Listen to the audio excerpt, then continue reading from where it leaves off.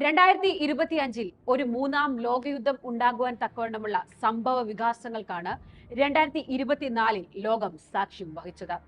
അത്രയേറെ യുദ്ധങ്ങളും സംഘർഷങ്ങളും ലോകത്താകമാനം നടന്നുകൊണ്ടിരിക്കുകയാണ്.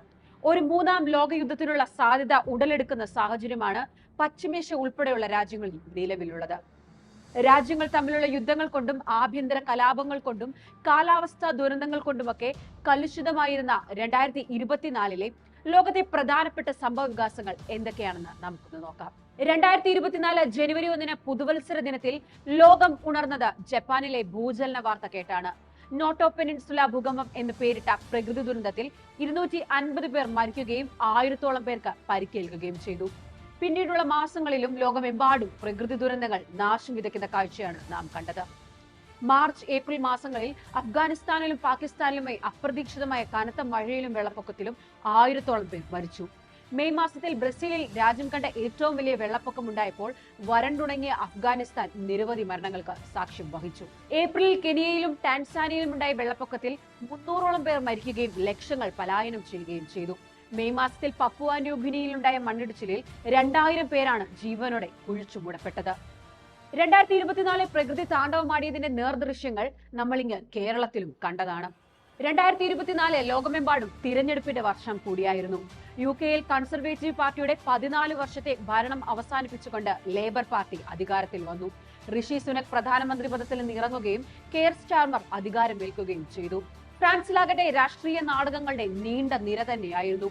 ഫ്രാൻസ് റിപ്പബ്ലിക്കിൽ 91 ദിവസം മാത്രം തികച്ച് ഏറ്റവും കുറഞ്ഞ കാലം പ്രധാനമന്ത്രിയായി മെക്കൽ ബാർണിയർ മാറിയപ്പോൾ 12 മാസത്തിനുള്ളിൽ ഫ്രാൻസിന് 4 പ്രധാനമന്ത്രിമാരാണ് ഉണ്ടായത്. ജർമ്മനിയിൽ ചാൻസലർ ഒലാഫ് ഷോൾസിന്റെ സർക്കാർ അവിശ്വാസ വോട്ടിൽ പരാജയപ്പെട്ടു. ഫെബ്രുവരി 21 ഇവിടെ തിരഞ്ഞെടുപ്പ് നടക്കും. നവംബറിൽ നടന്ന പൊതു തിരഞ്ഞെടുപ്പിൽ ശ്രീലങ്കയെ ചൂപ്പിച്ചുകൊണ്ട് മാർക്സിസ്റ്റ് അനുരാഗ് കുമാര ദിസ്നായകെ അധികാരത്തിലേറിയതും ലോകം ഉറ്റുനോക്കിയതാണ്. 2022 അന്നത്തെ പ്രസിഡന്റ് രാജപക്സെയെ പുറത്താക്കി നടന്ന ജനകീയ കലാപത്തിനും പിന്നാലെ രാജ്യം അഭിമുഖീകരിച്ച അരക്ഷിതാവസ്ഥയ്ക്കും ഇതോടെ പരിഹാരമായി. പാകിസ്ഥാനിൽ മുൻ പ്രധാനമന്ത്രി ഇമ്രാൻഖാനെ ചുറ്റിപ്പറ്റിയുള്ള സംഭവ വികാസങ്ങൾ ഈ വർഷവും തുടർന്നുകൊണ്ടിരുന്നു. ഇമ്രാൻഖാന്റെ പാകിസ്ഥാൻ തെഹ്രീകെ ഇൻസാഫ് PTI ഒഴികെയുള്ള എല്ലാ രാഷ്ട്രീയ പാർട്ടികളും ഷെഹ്ബാസ് ഷെരീഫിന്റെ കീഴിൽ സർക്കാർ രൂപീകരിക്കാൻ കൈകോർത്തു. PTIയുടെ പ്രതിഷേധവും അടിച്ചമർത്തലുകളും പാകിസ്ഥാനിൽ തുടരുകയാണ്. ഇമ്രാൻഖാന്റെയും ഭാര്യ ബുഷ്ര ബീബിയുടെയും പേരിലുള്ള കേസുകളുടെ എണ്ണവും ഇതോടൊപ്പം വർദ്ധിക്കുന്നുണ്ട്. ഖാനെതിരെയുള്ള കേസുകളുടെ എണ്ണം ഇപ്പോൾ 188 ആണ്. ഇനി ഇന്ത്യയിലേക്ക് വന്നാൽ ഏപ്രിൽ മെയ് മാസങ്ങളിൽ നടന്ന പൊതു തെരഞ്ഞെടുപ്പിൽ നരേന്ദ്രമോദി മൂന്നാമതും രാജ്യത്തിന്റെ പ്രധാനമന്ത്രിയായി. 10 വർഷത്തെ ഇടവേളയ്ക്ക് ശേഷം ലോക്സഭയ്ക്ക് പ്രതിപക്ഷ നേതാവിനെ ലഭിച്ചു. എന്നാൽ അതിനിടയിൽ നടന്ന മണിപ്പൂർ കലാപവും കർഷക പ്രക്ഷോഭവും ലോകശ്രദ്ധ പിടിച്ചുപറ്റി. ലോകത്തെ ഏറ്റവും അധികം കാലം ഭരണത്തിലിരുന്ന വനിതാ രാഷ്ട്രമേധാവിയുടെ പ്രാണരക്ഷാർത്ഥം രാജ്യം വിട്ടുള്ള പലായനം കൂടി കണ്ട വർഷമാണ് 2024. വിദ്യാർത്ഥി പ്രക്ഷോഭത്തിൽ ആടിയുലഞ്ഞ ബംഗ്ലാദേശിൽ നിന്നും പ്രധാനമന്ത്രി സ്ഥാനം രാജിവെച്ച് ഷെയ്ഖ് ഹസീന ഇന്ത്യയിലേക്ക് പലായനം ചെയ്തത് ഓഗസ്റ്റ് 5 19 വധശ്രമങ്ങൾ അതിജീവിച്ച മനുഷ്യത്വത്തിന്റെ മാതാവെന്ന് അണികൾ വിശേഷിപ്പിക്കുന്ന ഷെയ്ഖ് ഹസീന ഈ വർഷം ജനുവരിയിൽ നടന്ന തെരഞ്ഞെടുപ്പിലൂടെ 5ാം തവണയും ബംഗ്ലാദേശിന്റെ പ്രധാനമന്ത്രിയായി അധികാരത്തിലേറിയെങ്കിലും ഈ വർഷം തന്നെ സ്വന്തം രാജ്യത്തെ ഉപേക്ഷിച്ചവർക്ക് പലായനം ചെയ്യേണ്ടി വന്നു. ബംഗ്ലാദേശിന്റെ സ്വാതന്ത്ര്യ സമരത്തിന്റെ ഭാഗമായിരുന്നവരുടെ കുടുംബാംഗങ്ങൾക്ക് സർക്കാർ ജോലികളിൽ നൽകുന്ന സംവരണത്തെ തുടർന്നുണ്ടായ വിദ്യാർത്ഥികളുടെ പ്രതിഷേധത്തെ അടിച്ചമർത്താൻ ശ്രമിച്ചതാണ് ഹസീനയെയും അവരുടെ രാഷ്ട്രീയ ജീവിതത്തെയും തകർത്തെറിഞ്ഞത്. ഹസീനയ്ക്ക് ശേഷം ബംഗ്ലാദേശിൽ ഉയർന്നു വന്ന മുഹമ്മദ് യൂനുസിന്റെ നേതൃത്വത്തിലുള്ള ഇടക്കാല സർക്കാർ ന്യൂനപക്ഷങ്ങൾക്കെതിരായ അതിക്രമങ്ങളുടെയും വർദ്ധിച്ചു വരുന്ന പണപ്പെരുത്തത്തിന്റെയും സമ്മർദ്ദത്തിലാണ് നിലവിലുള്ളത്. അതിനാൽ തന്നെ ബംഗ്ലാദേശിൽ ഇനി എന്ത് എന്നുള്ളത് ചോദ്യം തന്നെയാണ്. സ്റ്റാർലൈനർ പേടകത്തിന്റെ തകരാറിനെ തുടർന്ന് ബഹിരാകാശത്ത് തുടരുന്ന സുനിത വില്യംസും ബുഷ്വിൽ മൂറും ഈ വർഷം ഉടനീളം ചർച്ചകളിൽ നിറഞ്ഞവരാണ്. ഈ വർഷം ജൂണിലാണ് സുനിതയും ബുഷ്വിൽ മൂറും 10 ദിവസത്തെ ദൗത്യത്തിനായി ബഹിരാകാശത്തേക്ക് പോയത്. ഇവർ പോയ സ്റ്റാർലൈനർ പേടകത്തിൽ സാങ്കേതിക തകരാർ സംഭവിച്ചതോടെ ഇരുവരും രാജ്യാന്തര ബഹിരാകാശ നിലയത്തിൽ കുടുങ്ങുകയായിരുന്നു. ബഹിരാകാശ നിലയത്തിലെ അപ്രതീക്ഷിതമായ തങ്ങൾ സുനിതയുടെ ആരോഗ്യസ്ഥിതി വഷളാക്കിയതായി വാർത്തകൾ പുറത്തു വന്നെങ്കിലും അവർ ബഹിരാകാശത്ത് നിന്ന് നടത്തിയ വാർത്താ സമ്മേളനവും ക്രിസ്മസ് ആഘോഷവുമൊക്കെ ഏവരിലും കൗതുകമുയർത്തി. ഫെബ്രുവരിയിൽ ഇവരുടെ മടക്കയാത്ര പ്ലാൻ ചെയ്തിരുന്നുവെങ്കിലും യാത്ര നീളുമെന്നാണ് നാസ പുറത്തുവിടുന്ന ഏറ്റവും പുതിയ വിവരം. എന്തായാലും ഇരുവരും ഭൂമിയിൽ തിരികെ എന്നെത്തുമെന്നുള്ളതും ബഹിരാകാശത്ത് നടക്കാൻ പോകുന്ന തുടർ സംഭവ വികാസങ്ങളുമൊക്കെ 2025 കാണാം. ഡൊണാൾഡ് ട്രംപിന്റെ തിരിച്ചുവരവിന്റെ വർഷമായി കൂടി 2024 ഓർമ്മിക്കപ്പെടും. അമേരിക്കയുടെ ചരിത്രത്തിൽ ഇംപീച്ച് ചെയ്യപ്പെട്ട് തിരിച്ചെത്തിയ പ്രസിഡന്റായി മാറുകയായിരുന്നു ട്രംപ്. ക്രിമിനൽ കേസുകളുടെ ഒരു പരമ്പരയെ തന്നെ അഭിമുഖീകരിച്ച ശേഷം പ്രസിഡന്റ് സ്ഥാനാർത്ഥിയാവുകയും തിരഞ്ഞെടുപ്പ് പ്രചാരണത്തിനിടെ നടന്ന വെടിവെപ്പിൽ പരിക്കേൽക്കുകയും ഒടുവിൽ വൈറ്റ് ഹൌസിലേക്ക് തിരിച്ചെത്തുകയും ചെയ്തു ട്രംപ്. ആദ്യത്തെ വനിതാ US പ്രസിഡന്റിനായി ആകാംക്ഷയോടെ ലോകം കാത്തിരുന്നെങ്കിലും ട്രംപിന് മുൻപിൽ കമലാ ഹാരിസ് കനത്ത പരാജയം ഏറ്റുവാങ്ങേണ്ടി വന്നു. ജനുവരി 20-ന് അധികാരം ഏറ്റെടുക്കുന്ന ട്രംപിന്റെ കുടിയേറ്റ വിരുദ്ധ നയങ്ങൾ, ജെൻഡർ നയങ്ങൾ ഉൾപ്പെടെയുള്ളവ രാജ്യത്തെയും ലോക ജനതയും ഏതൊക്കെ തരത്തിൽ ബാധിക്കും എന്നതാണ് അടുത്ത വർഷം ലോകം ഉറ്റുനോക്കുന്നത്. 2022-ൽ ആരംഭിച്ച റഷ്യ-യുക്രൈൻ യുദ്ധം 2024 നവംബർ 19-ന് 1000 ദിവസങ്ങൾ പിന്നിട്ടു. യുക്രൈൻ യുദ്ധം ഈ വർഷത്തെ പ്രധാന തലക്കെട്ടുകളിൽ നിന്ന് അപ്രത്യക്ഷമായിരുന്നെങ്കിലും സ്ഥാനമൊഴിയുന്ന US പ്രസിഡന്റ് ജോ ബൈഡൻ റഷ്യക്കെതിരെ US വിതരണം ചെയ്യുന്ന ദീർഘദൂര മിസൈലുകൾ ഉപയോഗിക്കാൻ യുക്രൈന് അനുമതി നൽകിയത് ലോക ജനത ഭയത്തോടെ ഉറ്റുനോക്കിയ തീരുമാനം ആയിരുന്നു. അതേസമയം യുക്രൈനിലേക്കുള്ള US-ന്റെ ആയുധ വിതരണം നിർത്തലാക്കുമെന്ന് നിയുക്ത US പ്രസിഡന്റ് ട്രംപ് പരസ്യമായി പ്രഖ്യാപിച്ചു. സാധ്യമായ എല്ലാ സമാധാന ചർച്ചകളും വർഷം മുഴുവനും റഷ്യ-യുക്രൈൻ യുദ്ധത്തിൽ നടന്നുവെങ്കിലും ഒന്നും ഫലം കണ്ടില്ല. ഇന്ത്യ ഉൾപ്പെടെയുള്ള രാജ്യങ്ങൾ മധ്യസ്ഥ ശ്രമങ്ങൾ നടത്തിയെങ്കിലും പരാജയപ്പെട്ടു.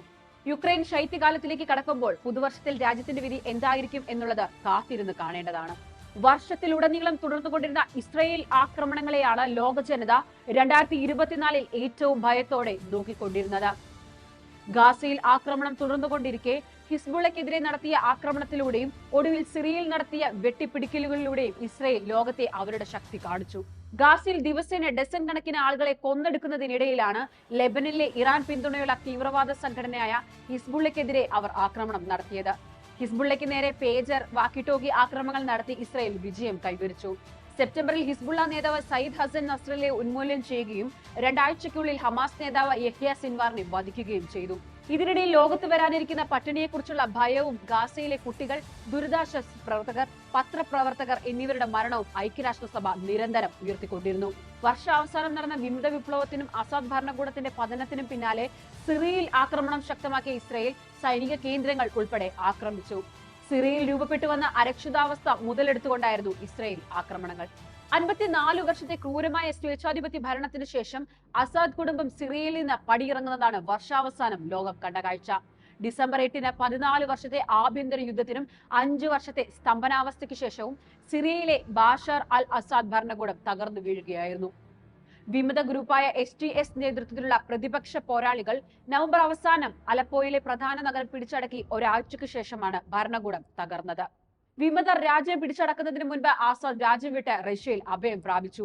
SDS നേതൃത്വം നൽകുന്ന രാജ്യത്ത് അധികാരം ഏറ്റെടുക്കുമ്പോൾ സിറിയ കടുത്ത അനിശ്ചിതത്വത്തിന്റെ പിടിയിലാണ്. എന്നാൽ സിറിയക്കാർ സ്വേച്ഛാധിപത്യത്തിൽ നിന്ന് മോചിതരായതിന്റെ സന്തോഷത്തിലാണ്. രാജ്യം വിട്ട് പലായനം ചെയ്ത യൂറോപ്പ് രാജ്യങ്ങളിൽ അനധികൃത കുടിയേറ്റക്കാരായി കഴിയുന്ന സിറിയക്കാർ നാട്ടിലേക്ക് തിരികെ പോകുന്നത് സ്വപ്നം കാണുകയാണ്. ന്യൂസിലൻഡിലെ ആദിമ ന്യൂനപക്ഷ വിഭാഗമായ മവോറികളുടെ അവകാശ നിഷേധ ബില്ലിനെതിരെ പാർലമെന്റിൽ എംപിമാർ ഹക്ക നൃത്തം നടത്തുന്ന കാഴ്ച ലോകമെമ്പാടും വൈറലായിരുന്നു. ബിൽ കീറിയെറിഞ്ഞ് പാർലമെന്റ് സ്തംഭിപ്പിച്ചുകൊണ്ടാണ് പ്രതിപക്ഷ MP ഹനാ റൌത്തി മൈപ്പി പരമ്പരാഗത ഗ്രൂപ്പ് ഡാൻസിന് തുടക്കമിട്ടത്. പ്രതിഷേധ നൃത്തം സമൂഹ മാധ്യമങ്ങളിലൂടെ ഏറെ ചർച്ച ചെയ്യപ്പെട്ടു. ദക്ഷിണ Korean president Yoon Suk Yeol അദ്ദേഹത്തിനെതിരായ ഇംപീച്ച്മെന്റ് ശ്രമങ്ങളെ അതിജീവിച്ച് ഭരണത്തിൽ തിരിച്ചെത്തിയതാണ് ഡിസംബറിൽ ലോകം കണ്ട മറ്റൊരു പ്രധാന കാഴ്ച. ഡിസംബർ 3-നാണ് യുൻ സുക് യോളിൻ പട്ടാള നിയമം പ്രഖ്യാപിച്ചത്. തുടർച്ചയായ കലാപങ്ങൾ നടത്തി ദേശീയ അസംബ്ലിയെയും പൊതുജനങ്ങളെയും ഭീഷണിപ്പെടുത്തി യൂൻ കലാപം നടത്തിയെന്ന് ആരോപിച്ചാണ് പാർലമെന്റിൽ യൂണിനെതിരെ ഇംപീച്ച്മെന്റ് പ്രമേയം കൊണ്ടുവന്നത്. വെറും 6 മണിക്കൂറിന് ശേഷം പട്ടാള നിയമം യൂൻ പിൻവലിക്കുകയും ചെയ്തു. ദശാബ്ദങ്ങളിലെ ദക്ഷിണ കൊറിയയിലെ ഏറ്റവും വലിയ രാഷ്ട്രീയ പ്രതിസന്ധിയായിരുന്നു അത്. ക്രിസ്മസ് ദിനത്തിൽ അസർബൈജാൻ വിമാനം ഖസാക്കിസ്ഥാനിൽ തകർന്നു വീണ് 38 പേർ മരിച്ചതും 4 ദിവസങ്ങൾക്കുള്ളിൽ ദക്ഷിണ കൊറിയയിൽ ലാൻഡിങ്ങിനിടെയുണ്ടായ വിമാനാപകടവുമാണ് ലോകത്തെ നടുക്കിയ ഈ വർഷത്തെ വിമാനാപകടങ്ങൾ. 181 പേരുമായി ബാങ്കോക്കിൽ നിന്നുമെത്തിയ ജെജു വിമാനാപകടത്തിൽ 179 പേര് മരിച്ചതായി സ്ഥിരീകരിച്ചിരുന്നു.